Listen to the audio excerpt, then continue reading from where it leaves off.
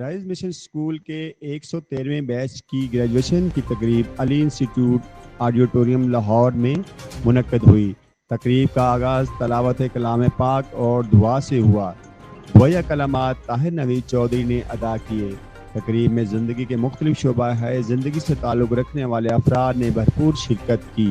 تقریب میں تصویری نمائش کا بھی اہتمام کیا گیا، جس میں شرکاء اور مہمانوں نے گہری دلچسپی کا اظہار کیا اور تقریباً 550 لوگوں نے شرکت کی۔ تقریب میں مہمان گرامی اقلیتی سینیٹر کامران مائیکل، رامش اروڑا، رکن Punjab assembly Zakaria Yousuf, superintendent of police Akhtar Bhatti, پھولوں کے گلدستے، ہار اور مہمانوں کو تحائف بھی پیش کیے اور بچوں نے ویلکم ٹیبلو پیش کیا، جبکہ نظامت کے فرائض فراز الحق بھٹی نے ادا کیے۔ وہی جب پیارا نے خطبہ استقبالیہ پیش کیا، جبکہ طاہر نوید چودھری نے ادارے کی طرف سے شرکت کرنے پر مہمانوں اور حاضرین کا شکریہ ادا کیا۔